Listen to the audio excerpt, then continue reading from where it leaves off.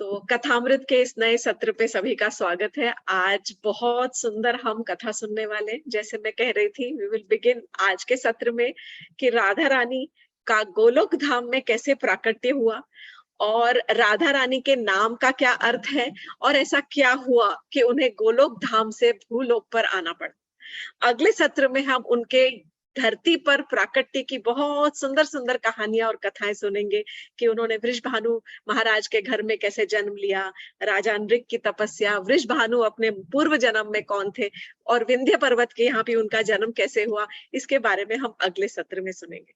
तो आज की बहुत सुंदर महिमा महिमा तो अपरंपार, जैसे कि मैंने कहा राधा रानी की, पर बहुत सुंदर कथा में आप सभी का स्वागत है। ओम अज्ञानतिमिरान्धस्य ज्ञानाञ्जनशलाकया चक्षुरुन्मीलितं येन तस्मै श्रीगुरुवे नमः।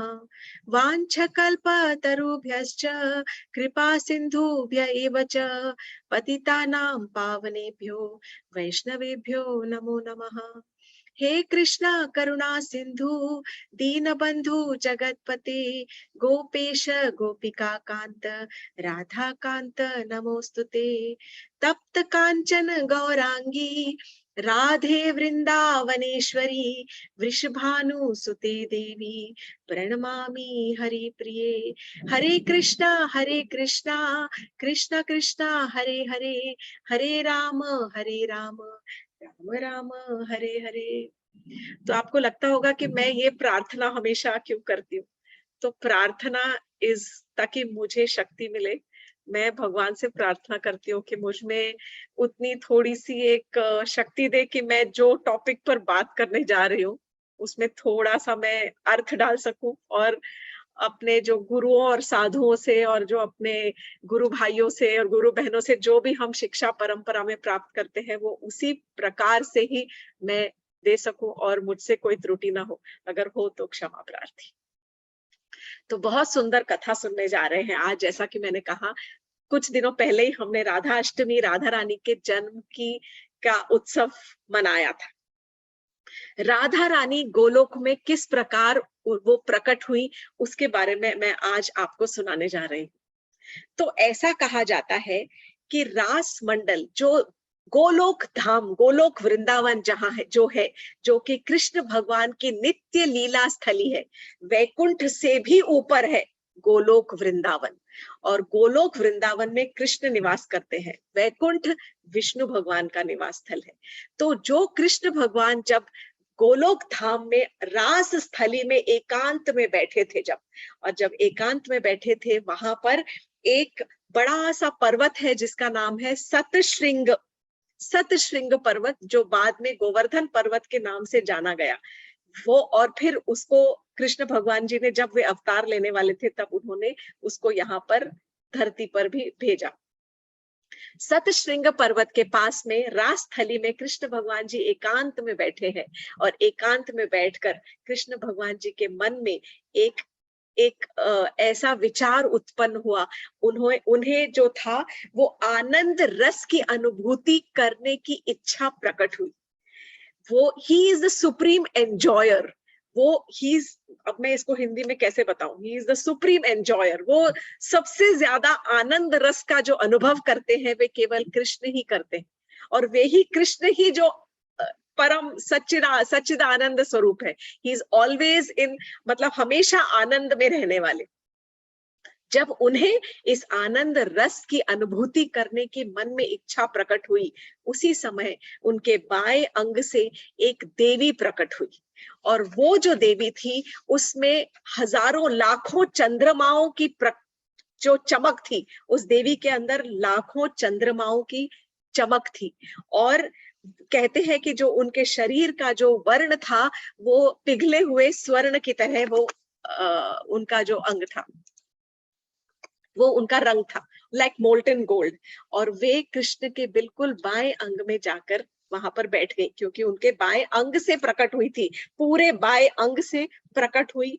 और वो तुरंत कृष्ण के पास बैठते के साथ ही, क्योंकि वो रास मंडल से प्रकट हुई थी, और रास मंडल से प्रकट होने के बाद तुरंत वो जो देवी थी वो भागी धायती, धाई, भागी, और भाग के तुरंत जाके पुष्प चुनकर वो लेके आई और उन्होंने कृष्ण के चरणों में वे पुष्प जो थे वो अर्पण किए। इस प्रकार जो रास मंडल से उत्पन्न हुई, रा से निकला, रास से निकला रा, और जो उत्पन्न होते ही, वो प्रकट होते ही वो भागी, और धाते, धायती मतलब जो भागकर, और उन्होंने पुष्प चुने और कृष्ण भगवान जी के चरणों में उन पुष्पों को अर्पण किया, इसलिए उनका नाम पड़ा राधा। ये एक अर्थ उनका दिया गया है कि वो किस प्रकार उत्साह में एकदम उत्साहित होकर वो भागी है, और वो पुष्पों को लेकर, क्योंकि वो कृष्ण को आनंद प्रदान करना चाहती थी, उनको आनंद रस की अनुभूति देना चाहती थी, इसलिए उन्होंने कृष्ण के चरणों में वे पुष्प अर्पण किए। तो ये था प्रथम प्राकट्य राधा रानी का गोलोक धाम में, जब उनका प्राकट्य हुआ। कहते हैं कि जो कृष्ण है वो विभु पुरुष है, he is the male form, और उनके अंदर से जब स्त्री रूप का प्राकट्य हुआ, तो वो जो उनका स्त्री रूप है वो है विष्णु माया। विष्णु माया के नाम से सबसे पहले, और कृष्ण जो है वो एकमात्र विभु पुरुष है, और ये जो प्रकट हुई वे उनकी विष्णु माया है, जिन्हें राधा के नाम से जाना गया। कृष्ण शक्तिशाली है, तो उनकी शक्ति जो है वो कृष्ण राधा है। किस प्रकार उनकी शक्ति है राधा, कि कहते हैं कि जैसे अग्नि से दाहकता को आप अलग नहीं कर सकते, अग्नि से उसकी उष्णता या गर्मी को आप अलग नहीं कर सकते। अग्नि का जो स्वरूप है वो ही उसकी गर्मी है, उसका बेसिक नेचर उसकी गर्मी है। दूध के अंदर जो धवलता है, जो समझो शुभ्रता है दूध के अंदर की, आप दूध से उसकी सफेदी को अलग नहीं कर सकते। इसी प्रकार कृष्ण से उनकी शक्ति को अलग नहीं कर सकते, जल से उसकी शीतलता को अलग नहीं कर सकते। इसी प्रकार कृष्ण जो शक्तिशाली है, उसी तरह उनकी जो शक्ति रूपा है वो है राधा। वो राधा रानी उनकी अपनी ही अंग है। तो इस प्रकार राधा और कृष्ण अलग नहीं, वो एक ही स्वरूप के दो two parts or two sides of, not even two sides of one coin, that is a wrong type actually। वो एक ही स्वरूप के दो भाग हैं, दो अंग हैं। राधा और कृष्ण एक दूसरे के पूरक हैं। ये ब्रह्म वैवर्त पुराण में महादेव शिव जी जो है वो पार्वती जी से कह रहे हैं, राधा कृष्ण योर एकम आसनम, क्योंकि ये दोनों परस्पर एक दूसरे के ही अंग हैं, ना वो अलग है और ना वो अलग है। तो तब शिव जी जो है वो प्रिया जी के रास मंडल में भागने की विधि को उनको एक्सप्लेन करते हुए पार्वती जी से कह रहे हैं कि ये, क्योंकि ये भागी, रास मंडल से भागी फूल चुनने के लिए, इसीलिए इनका नाम राधा पड़ा। और तब ये उनको समझा रहे हैं कि जो भक्त एक बार भी रा का, केवल रा शब्द का उच्चारण करता है, सुनिएगा, जो शिवजी पार्वती जी से कह रहे हैं कि जो व्यक्ति केवल रा शब्द का उच्चारण करता है वो दुर्लभ मोक्ष को प्राप्त होता है, और जैसे ही वो धा कहता है वो तुरंत श्री हरि के चरणों तक पहुंच जाता है। So this is what Shivji जो है वो पार्वती जी से कह रहे हैं। और फिर एक और जगह पर कहा गया है कि नारायण जो है वो नारद जी को समझा रहे हैं कि यदि कोई भक्त रा कहता है तो रा के उनके कहते के साथ ही जो कृष्ण है वो एकदम सतर्क हो जाते हैं। उनके रा, कोई भी जो भक्त रा कहते के साथ ही कृष्ण सतर्क हो जाते हैं, और जैसे ही उसके मुख से धा निकलता है वैसे ही कृष्ण उस भक्त के पीछे भागते हैं। वो अपने भक्त के पीछे भागते हैं और उस उस भक्त के पीछे मोहक हो जाते हैं। मोह मतलब ऐसे पागलों की तरह भागते हैं कि ये मेरा असली भक्त है, जो मेरी शक्ति स्वरूपा को पहचानता है, जो मेरी शक्ति का सेवक है, वही मेरा असली भक्त है। शिव जी कह रहे हैं पार्वती जी से कि सब जो गोपियां हैं वे राधा रानी के अलग अलग छिद्रों से प्रकट हुई है, और सारे जो गोप हैं वो कृष्ण भगवान के छिद्रों से प्रकट हुए हैं। फिर वो ये समझा रहे हैं उनको कि राधा रानी के बाएं अंग से प्रकट हुई है महालक्ष्मी, जो कि विष्णु भगवान की अर्धांगिनी है। जो विष्णु भगवान की पत्नी है महालक्ष्मी, वे राधा रानी के बाएं अंग से प्रकट हुई है, महालक्ष्मी कहलाती है। वे महालक्ष्मी का जो अंश है वो है राजलक्ष्मी, और राजलक्ष्मी का कार्य क्या है? वो सारे राजाओं को धन धान्य से परिपूर्ण करती है, उनको प्रदान करती है धन धान्य। सारे राजा महाराजाओं को जो धन प्रदान करने वाली देवी है, वे है राजलक्ष्मी, जो कि महालक्ष्मी का एक अंश स्वरूप है। और इसी राजलक्ष्मी का एक अंश है, वो है मर्त्य लक्ष्मी। और ये मर्त्य लक्ष्मी, ये हमारे भूमि लोक में, हमारे गृहस्थ आश्रम के अंदर जिन लक्ष्मी जी की हम पूजा करते हैं दिवाली पर, और वैसे जो करते हैं सारे जन समुदाय, वे है मर्त्य लक्ष्मी, जो हमारी गृहस्थी में लक्ष्मी प्रदान करती है लक्ष्मी के स्वरूप में, और जो हमारे धन, हमारे जो अनाज है उनकी से अन्न की से जो संरक्षण करती है, वे है मर्त्य लक्ष्मी। सो सबका जो मूल स्वरूप है, वो जो मूल स्वरूपा है, वो है राधा, एक मूल स्वरूपा। अब एक तरफ ऐसा कहा गया है क्योंकि ये अनुराधा नक्षत्र में उत्पन्न हुई थी, प्रकट हुई थी, इसीलिए इनका नाम है राधिका। ये एक अर्थ आया है। अब गर्ग मुनि जो है, वो राधा नाम का अर्थ नारद जी को समझा रहे हैं। तो गर्ग मुनि कह रहे हैं कि मैंने ये अर्थ तब सुना था जब नारायण स्वयं गंध मदन पर्वत पर इसका अर्थ समझा रहे थे, तब मैंने ये सुना था। तो हे नारद, ये जो राधा का अर्थ है, ये मैं तुम्हें समझा रहा हूं। राधा का अर्थ है, 4 अक्षर में इसको डिवाइड किया, र आ ध आ। र अर्थात रमा, रमा मतलब गॉडेस ऑफ फॉर्चून। जैसे महालक्ष्मी हमने कहा, तो एक लक्ष्मी जी का जो भाग्य देने वाली जो देवी है, सौभाग्य प्रदान करने वाली जो देवी है, वो है रमा। सो र अर्थात रमा। आ अर्थात आदि गोपिका, सबसे प्रथम प्रकट होने वाली जो गोपिका थी। जैसा कि मैंने कहा, कृष्ण भगवान के शरीर से स्वयं प्रकट होने वाली देवी आदि गोपिका, वे रही दूसरी, उनका नाम आ। अब तीसरा मैं आपको समझाती हूँ। तीसरा रहा ध। ध का अर्थ है, धा से शुरू होता है धरा, यानी धरती, भूमि देवी। और फिर से आया आ, सिलेबल जो आता है वो है आ। यहाँ पर विरजा नदी का रूप माना गया है। अब किसी के मन में आएगा, 2 बार अगर आ है तो दोनों का अर्थ एक क्यों नहीं है, अलग अलग क्यों है? एक जगह आदि गोपिका, एक जगह आ विरजा नदी। तो ये संस्कृत भाषा के अंदर, ऐसा मैं भी पढ़ रही हूँ क्योंकि मुझे भी संस्कृत बहुत ज्यादा नहीं आती, थोड़ी बहुत समझ आती है। संस्कृत भाषा के अंदर कोई भी जब आगे सफिक्स लगाया जाता है, सिलेबल लगाया जाता है, वो आगे के अक्षर के अनुसार उसका अर्थ बदल जाता है। र के साथ लगा आ और ध के साथ लगा आ। तो गर्ग मुनि समझा रहे हैं कि ये जो राधा जो है, ये राधा यानी भगवान की 4 शक्तियां हैं। एक है लीला शक्ति, एक है उनकी जो 4 शक्तियां हैं, ये उनकी 4 पत्नियां हैं। जैसा कि मैंने कहा कि वे एकमात्र पुरुष रूप है, और उन पुरुष रूप की जो 4 पत्नियां हैं या 4 आदि शक्तियां हैं, एक है लीला, दूसरी है भूमि देवी, तीसरी है श्री, और चौथे है विरजा। ये जो चारों पत्नियां, जब चारों पत्नियां एक स्वरूप में, एक देवी के अंदर, मूल स्वरूप के अंदर मिल गई, तब वो प्रकट हो गई, और तब वो चारों मिलकर वो राधा के नाम स्वरूप में प्रकट होती है। So all these goddesses, they entered Shri Radha. ये चारों जो देवियां हैं, लीला, भू, धरा और विरजा, ये चारों देवियां एक देवी के स्वरूप के अंदर प्रकट हुई, और वो स्वरूप था राधा का। तो इस प्रकार जो राधा का अर्थ बताया गया है, वो ऐसे अलग अलग जगहों पे, मतलब कहीं पे ब्रह्म वैवर्त पुराण में आया है, कहीं राधोपनिषद में आया है, ऐसे अलग अलग जगह पर इनका जो डिस्क्रिप्शन है ये आया हुआ है। अब एक छोटी सी कहानी मैं आपको सुनाने जा रही हूँ गोलोक धाम के अंदर। गोलोक धाम कृष्ण भगवान जी की लीला स्थली है, जैसा कि मैं कई बार बता चुकी हूँ। तो एक बार राधा रानी और कृष्ण भगवान जी, जैसे हम बात कर रहे थे कि राधा रानी इसीलिए प्रकट हुई ताकि वो कृष्ण को उनकी आनंद रस की अनुभूति दे सके। और राधा रानी के साथ कृष्ण जो थे, वो निकुंज में वो रमण कर रहे थे, लीला कर रहे थे।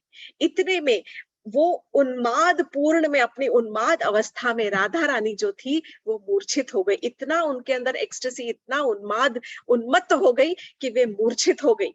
जब वे मूर्छित हुई तो अलग एक और गोपी है, जैसा कि मैंने कहा विरजा गोपी, एक विरजा गोपी के नाम की भी एक गोपी थी। उसके मन में बहुत तीव्र इच्छा बार बार उत्पन्न हो रही थी कि मैं भी कृष्ण का संग कर सकूं और मुझे भी कृष्ण का सानिध्य प्राप्त हो। कृष्ण ये जानते हैं, और कृष्ण ने देखा कि राधा तो मूर्छित हो गई है, तो कृष्ण भगवान इमीडिएटली वहां से ट्रांसपोर्ट होकर विरजा गोपी के पास पहुंच जाते हैं। राधा रानी की मूर्छा अवस्था जागृत में हो जाती है। जैसे ही वो मूर्छा से जागृत होती है, वो देखती है कि कृष्ण तो चले गए, कृष्ण तो नदारत, नॉट देयर। तुरंत उनकी जो इतनी सारी, लिखा है 63 करोड़ गोपीज, 63 करोड़ गोपी सखिया है जो उनकी सेविकाएं हैं गोलोक धाम में।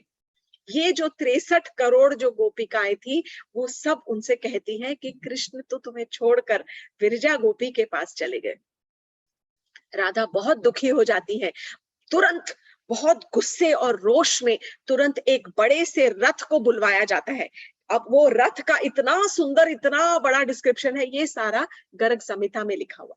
पूरा इतना बड़ा जो डिस्क्रिप्शन दिया है जो रथ का, मैं तो अभी नहीं लिखा, सिर्फ छोटा सा आपको बता देती हूँ कि उस रथ में 1 करोड़, सबसे पहले तो बहुत सारे उसके अंदर तालाब है, नदी है, झरने हैं, गार्डन है, उपवन है, सोने के सुवर्ण के प्लेटफॉर्म्स है उस रथ में बने हुए, 1 लाख कमरे हैं और उसके अंदर 1 करोड़ बिस्तर बने हुए हैं। तो there is a huge description, बहुत बहुत सुंदर और आलीशान डिस्क्रिप्शन है उस बड़े से रथ का। तो अपनी सारी गोपिकाओं सखियों के साथ में उस रथ पर आरूढ़ होकर और वो सीधा जाती है कहां पर, विरजा गोपी के पास। जैसे ही वहां पर उनके आने की आहट होती है, तुरंत विरजा जो गोपी है वो डर के मारे वहां से एक नदी का स्वरूप ले लेती है और नदी स्वरूप में वो जो गोपी है वो बह जाती है। कृष्ण भी राधा रानी के से डरते हैं। हमने सबने देखा है कि कृष्ण हमेशा राधा रानी के चरण पखारते रहते हैं, उनके उनको उनके मान लीलाओं का भी हमने कई बार दर्शन किया है कि किस प्रकार वो जब रूठ जाती है तो कृष्ण उनको मनाते हैं। लेकिन कृष्ण वहां से जैसे ही विरजा नदी, वहां पर विरजा जो थी गोपी, उसने नदी का स्वरूप लिया, तुरंत जो ये कृष्ण थे वो वहां से अंतर्ध्यान हो जाते हैं, गायब हो जाते हैं। राधा वहां पर पहुंचती है और राधा ने पहुंचकर देखा कि अरे यहाँ तो कोई भी नहीं है। तब उनको सखियां बताती है कि वो तो नदी बन गई और कृष्ण यहाँ से चले गए। क्रोध में राधा रानी जो है, तो गोलोक धाम में भी एक क्रोध मंदिर है। हमने शायद इसका रामायण में दर्शन किया था जब कैकेयी पहुंच जाती है कोप भवन में, पर ये इट इज नॉट न्यू। तो ये गोलोक धाम में भी एक क्रोध मंदिर है और गोलोक धाम के क्रोध मंदिर में जाकर राधा रानी वहां पर क्रोध मंदिर में जाकर रूठ के मटक के बैठ जाती है, मुझे नहीं बात करनी कृष्ण से।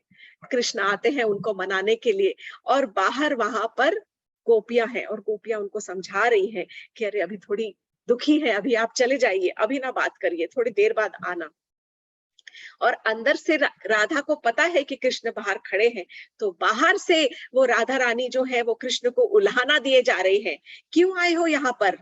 अब वो नदी बन गई, तुम भी नदा बन जाओ, मतलब इस तरह से थोड़ा छेड़खानी कर रही है, पर वो क्रोध में है और बहुत कुछ, और सब तुम्हारा फिर उपहास करेंगे, सब तुम्हारे पर हंसेंगे कि देखो कृष्ण एक नदी के पीछे पागल हो गए और नदी के पीछे नदा बन गए, तुम बस इसी लायक हो, अब तुम ऐसे ऐसे कार्य करने लग गए हो कि तुम एक मनुष्य बनकर अब चले जाओ, मनुष्य की भांति कार्य करने लग गए हो, व्यवहार करने लग गए हो, इसलिए तुम अब मनुष्य ही बन जाओ। ऐसे वो बोलने लगी। ये सब बहुत देर तक वो बोल रही थी, कृष्ण सुन रहे थे और सखियां कह रही है कि चले जाओ। इतने में वहां पर कृष्ण के जो सखा है श्री दामा, वो वहां पर पहुंचे और श्री दामा वहां पर पहुंचकर कहने लगे कि राधा रानी आप ये सही नहीं कर रही हैं। तो राधा रानी को और क्रोध आ गया, आप मेरे सखा से इस प्रकार बात नहीं कर सकती हैं, वो आप जानते नहीं, वो त्रिभुवन के स्वामी है और किस तरह से वो अपने कृष्ण सखा को उनका बढ़ा चढ़ाकर और बहुत उनकी ग्लोरीज को, उनके जो बखान करने लग गए, कृष्ण की लीलाओं को और कृष्ण के जो उनकी जो ग्लोरीज है जैसे बोलते हैं, वो उनके बखान करने लग गए। और राधा रानी को गुस्सा आ रहा था और वो कह रही थी तुम चुप करो, तुम होते कौन हो बीच में बोलने वाले। इस प्रकार जब उनको बहुत गुस्सा आने लग गया तो उन्होंने कहा, हाँ तुम तो बिल्कुल छलिए के सेवक हो, ये जो तुम्हारा सखा है ये एक छलिया है और तुम छलिए के सेवक हो और तुम उसी की ही तरफदारी करोगे। और राधा रानी कहती है कि जिस प्रकार मैं सब समझती हूँ कि जिस प्रकार सारे के सारे जो असुर होते हैं वो अपनी प्रॉब्लम्स, अपनी जो मुसीबतों की जड़ हमेशा देवताओं को ही समझते हैं। वो समझते हैं कि हमारे पर जो भी विपदा आ रही है, जो भी तकलीफ है, वो केवल देवताओं की वजह से आ रही है। इसीलिए तुम्हें भी ऐसा ही लग रहा है कि तुम्हारे जो सखा कृष्ण है उनकी सारी मुसीबतों की जड़ मैं हूँ, इसीलिए तुम मुझ पर सारे के सारे दोष आरोपण कर रहे हो।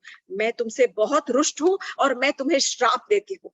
राधा रानी ने कृष्ण के सखा श्री दामा को श्राप दे दिया कि मैं तुम्हें श्राप देती हूँ कि तुम जाओ और जाकर एक असुर रूप में पैदा हो जाओगे, असुर रूप में धरती पर, पृथ्वी पर पैदा हो जाओगे। इस प्रकार जब उन्होंने श्री दामा को श्राप दिया तो श्री दामा भी रहा नहीं, श्री दामा से भी चुप नहीं रहा गया।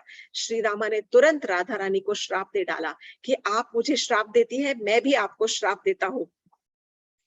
देखिए गुस्से का क्या क्या असर होता है। पर श्राप के भी अच्छे फल हम देखेंगे, क्योंकि जैसा मैं हर समय कह चुकी हूँ कि जब जब श्राप कोई ना किसी ने दिया है तब उसकी कोई एक लीला का स्वरूप हुआ है और उसमें it is like a blessing in disguise. तो श्री दामा ने राधा रानी को श्राप दे डाला कि देवी मैं आपको श्राप देता हूँ कि आपको भी भूतल पर, भूलोक पर जन्म लेना पड़ेगा और जब आप जन्म लेंगी तब कृष्ण भी आएंगे, कृष्ण भी अवतरित होंगे वहां पर, परंतु आपको 100 वर्ष तक कृष्ण के साथ वियोग सहना पड़ेगा।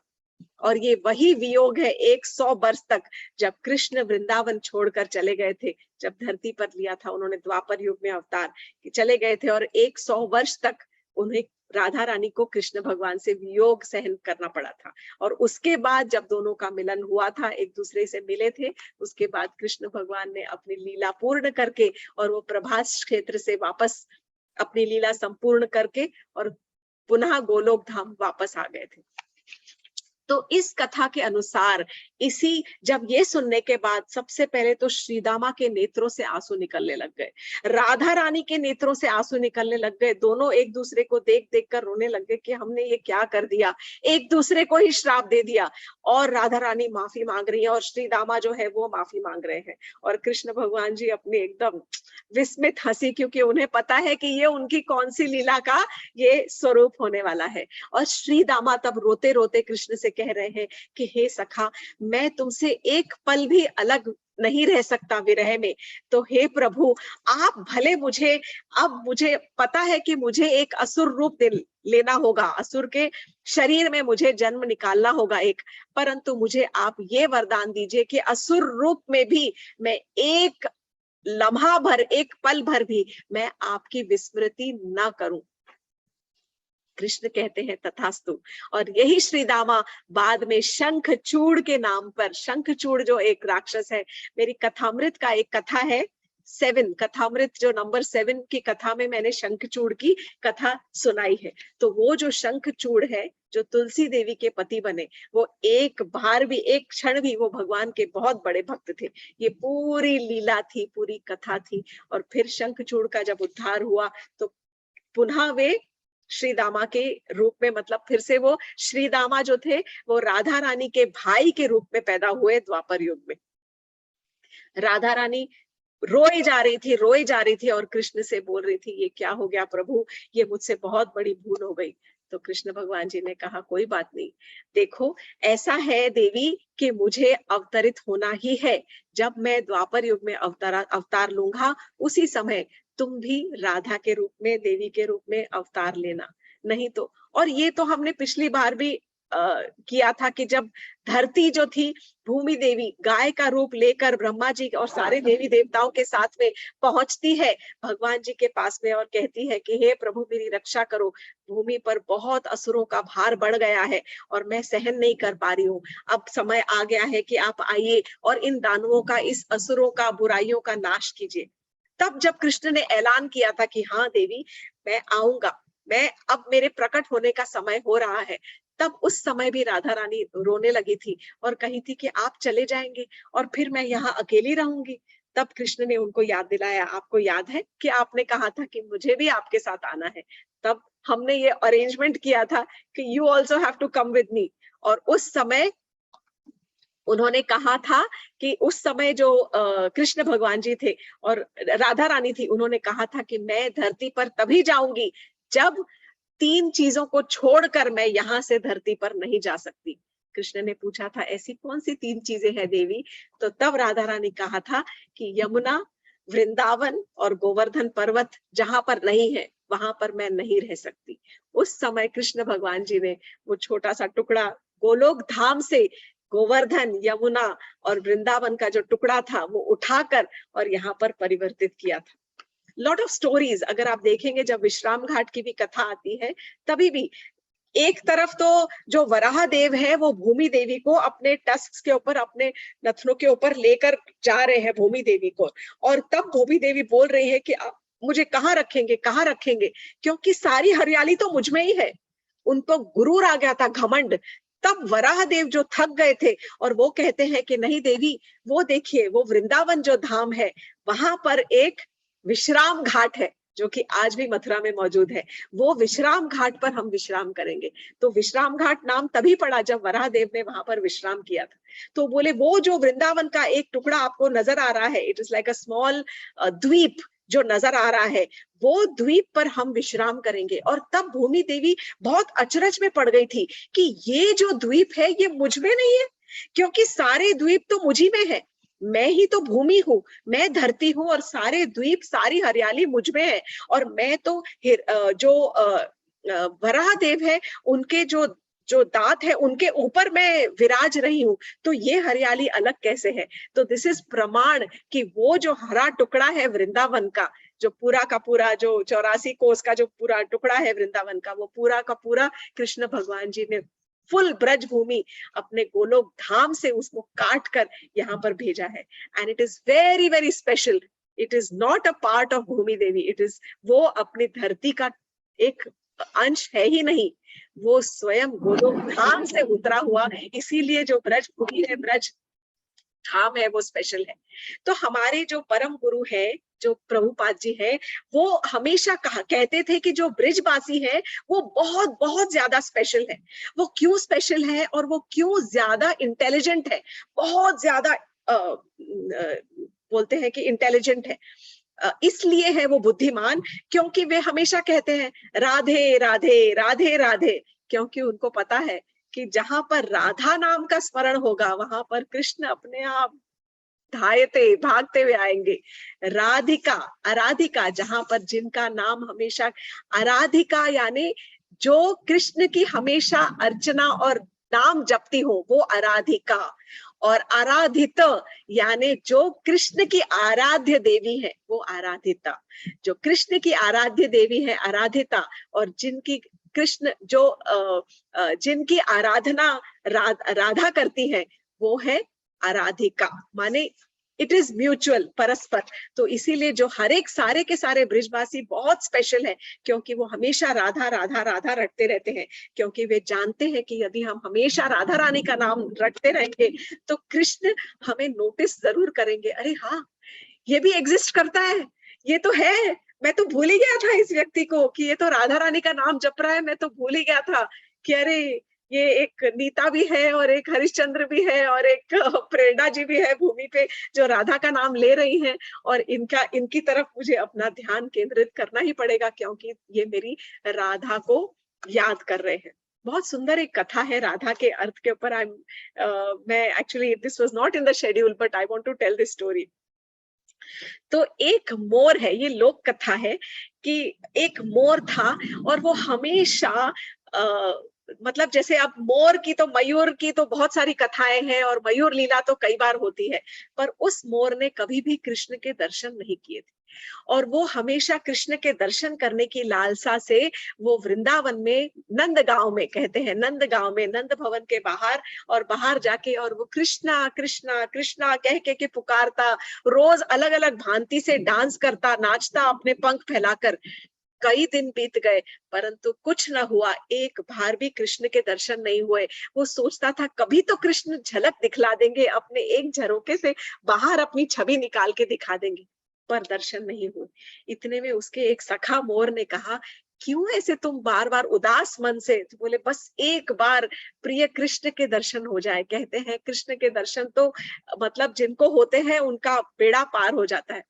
तो तब उस उनके जो सखा जो मयूरी थी, उसने कहा, अरे एक काम करो, तुम सीधा जाओ राधा रानी के महल के बाहर और वहां जाकर तुम कृष्ण का नाम पुकारो। तो राधा रानी के महल के बाहर, भानु महल के बाहर जाता है वो मोर, और वहां जाके और वो कृष्ण कृष्ण कृष्ण कृष्ण के हे कृष्ण नाच रहा है मयूर। और इतने में राधा रानी बाहर आ जाती है कि ये मेरे कृष्ण, मेरे प्रियतम का नाम कौन इतने सुंदर तरीके से पुकार रहा है। और उसको देखते के साथ ही मंत्रमुग्ध हो जाती है। उसे देखकर वो जो मोर है वो अश्रु बहाने लगता है। तो राधा रानी कहती है, अरे तुम रो क्यों रहे हो? बोले मैं इतने दिनों से, इतने समय से मैं कृष्ण के द्वार के बाहर नाचता रहा, रोता रहा, गाता रहा, पर कृष्ण ने कभी अपने दर्शन नहीं दिए। और यहाँ मैं आपके यहाँ आया और मैं तो कुछ ही पल कृष्ण कृष्ण कह रहा था और आप इतनी कृपालु, इतनी दयालु है कि आपने मुझे दर्शन दे दिए। मैं पर कृष्ण के दर्शन करना चाहता हूँ। तो राधा रानी कहती है, कृष्ण के दर्शन करना चाहते हो? यही तो तुम गलती कर रहे हो।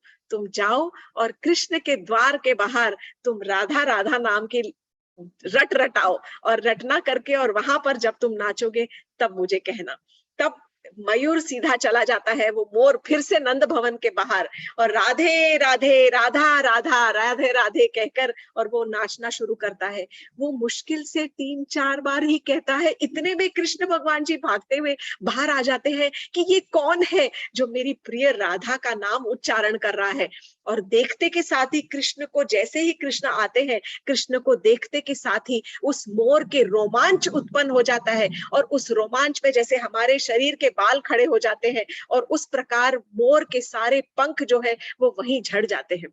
आपको पता होना चाहिए कि जब मोर के सारे पंख झड़ जाते हैं तब उसके प्राण निकल जाते हैं। उसके सारे मोर के पंख निकल गए और उसके प्राण उसके गले में, कंठ में दबे हुए हैं बाहर निकलने के लिए। और कृष्ण ने मोर को अपने अपने जो गोद में लिटाया और कहा कि मैं तुमसे बहुत प्रसन्न हूँ। तुम मेरी प्रियतमा राधा का नाम उच्चारण कर रहे थे, और जो मोर है वो उसके आंखों से अश्रु निकल रहे हैं, और वहीं पर मोर जो है उसने कृष्ण के जो जंघा पर अपने प्राण त्याग दिए। तब कहते हैं कि कृष्ण ने उस समय उस मोर के पंख को उठाकर और अपने शीश में धारण किया। बहुत सारी कहानियां हैं कृष्ण भगवान जी ने मयूर पंख को अपने शीश में क्यों धारण किया। तो उस मोर के पंख, मोर के जो पवित्र प्रेम को, जो कि राधा रानी के उच्चारण से जो इतने प्रेम की जो जो एग्जीबिशन, जो रोमांच उत्पन्न हुआ था, उसको उन्होंने उठा के अपने शीश पर धारण किया। और सदैव हमेशा उन्होंने उस मोर पंख को अपने शीश पर ही, अपने शीश पर रखा। तो ये है राधा रानी के नाम की महिमा। इसका कहीं पर भी हम कोई तोड़ नहीं पा सकते। बहुत बहुत ज्यादा अपरंपार महिमा है, महिमा के गुण है। मतलब मैं बता ही नहीं सकती हूँ। I am not in a position to explain the महिमा। सिर्फ इतना पता है कि राधा रानी कृष्ण की शक्ति है और कृष्ण की कृपा का प्रतीक है। कृष्ण के अंदर जितनी कृपा है, वो पूरी की पूरी जो कृपा है वो राधा के उस नाम के अंदर भरी पड़ी। तो ये था आज का जो कथन था। अगर do we have time, maybe in 2 minutes, मैं आपको अगर चाहिए तो चलो नेक्स्ट टाइम करते हैं। जो कृष्ण के राधा रानी की पूरी वंशावली मैंने लिख डाली है कि राधा रानी के दादा, परदादा, ग्रेट ग्रैंडफादर कौन थे, वो पूरी वंशावली है मेरे पास। जब वो धरती में कौन से चंद्र वंश में वो प्रकट हुई, और उनके दादा, परदादा, ग्रेट ग्रेट ग्रेट ग्रैंडफादर कहाँ से वो आती हैं, और कैसे उनका जन्म हुआ, और उनके जो पिता थे उन्होंने ऐसे क्या कर कि उनके घर में राधा रानी का जन्म हुआ, विंध्य पर्वत के यहाँ क्यों उनका जन्म हुआ। इन सब की बहुत सुंदर हम कथाएं सुनेंगे अगले वेडनेसडे को, अगली बार। आशा है कि आज अगर मुझसे कोई भी त्रुटि हुई हो तो क्षमा, कुछ-कुछ ज़रूर मैं भूल गई हूँ क्योंकि बहुत इसके अंदर बहुत गूढ़ अर्थ और भी दिए हुए हैं कि उनके नाम के क्या-क्या अर्थ और किस तरह से उनको समझाया गया है, बहुत डिटेल में दिया हुआ है। बट आई थिंक आज के लिए कथा का हम यही विराम करते हैं। हरे कृष्णा और जय श्री कृष्ण।